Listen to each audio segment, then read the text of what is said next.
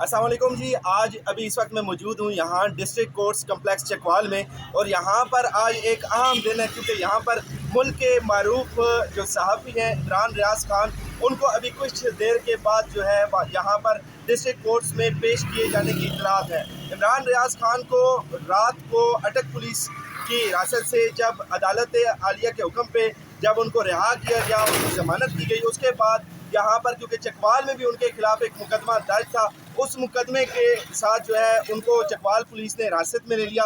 اور ذرائع کا یہ بھی کہنا ہے کہ جناب ان کو یہاں پر تھانہ صدر میں اس وقت رکھا گیا اور کچھ ہی دیر کے بعد یہاں پر ڈسٹرکٹ کورٹس چکوال میں ان کو پیش کیا جائے گا. ذرائع کا یہ بھی کہنا ہے کہ کیونکہ 10 بجے کا صبح وقت تھا یہاں پر ڈسٹرکٹ کورٹس چکوال میں ان کو پیش کرنے کا، لیکن 10 بجے بھی ان کو پیش نہیں کیا گیا. اس کے بعد ابھی 2 بجے کا ٹائم سننے میں آ رہا ہے کہ ذرائع یہی کہہ رہے ہیں کہ 2 بجے جو ہے عمران ریاض خان کو یہاں پر ڈسٹرکٹ کورٹ چکوال میں پیش کیا جائے گا. اور ذرائع کا یہ بھی کہنا ہے کہ یہ بھی ہو سکتا ہے کیونکہ یہاں پر ان کے لیے مختلف لوگ یہاں پر آ رہے ہیں، ان کے سپورٹ کے لیے یہاں پر آ رہے ہیں، اور یہاں پر میڈیا بھی یہاں پر موجود ہے. اس وجہ سے ہو یہ بھی سکتا ہے کہ ان کو یہاں پر پیش ہی نہ کیا جائے اور ان کو علاقہ مجسٹریٹ ہیں جو ان کے گھر پر ان کو پیش کیا جائے. اور ابھی تک جو ہے صورتحال بالکل واضح نہیں ہو رہی.